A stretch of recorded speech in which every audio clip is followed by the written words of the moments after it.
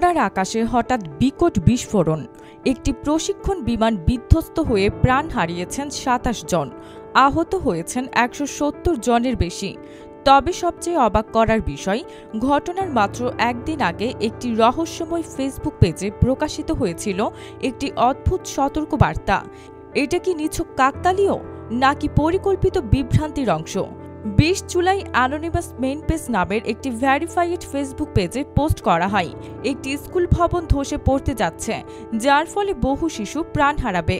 এই বিপর্যয়ের মূল কারণ হবে ভবনের রক্ষণাবেক্ষণের ঘাটতি।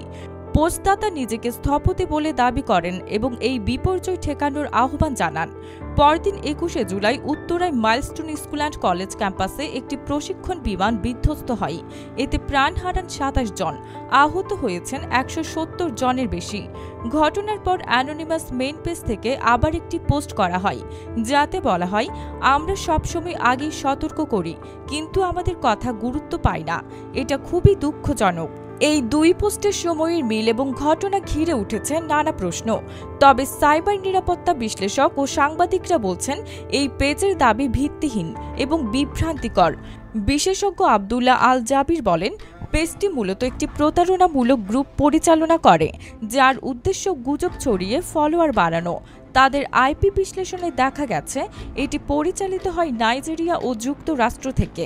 ফ্যাক্ট চেকার কদরুদ্দিন শিশিরও জানান, এই পেজ আসলে অনলাইন গেমিং ও জুয়ার প্রচারণার জন্য ব্যবহৃত হয়। তাদের ভাইরাল পোস্টে কোথাও বাংলাদেশ বা স্কুল ভবনের নাম ছিল না। দুর্ঘটনাটি ছিল ভবনের উপর বিমান পড়ে আগুন ধরে যাওয়ার ঘটনা। ভবনের গঠনগত ত্রুটির কারণে ধস নয়। শিশির আরও বলেন, পেজটির প্রকৃত উদ্দেশ্য বিভ্রান্তি তৈরি করে জুয়ায় অংশগ্রহণকারীদের আকৃষ্ট করা। ভাইরাল হওয়ার পর তারা তাদের পেজের মালিকানার তথ্য গোপন করে দিয়েছে। এই ঘটনা সম্পর্কে আপনার মতামত জানাতে কমেন্ট করুন। আর এমন আরও বিশ্লেষণধর্মী আপডেট পেতে সাবস্ক্রাইব করুন বিডি ডেইলি রিপোর্ট চ্যানেলটি।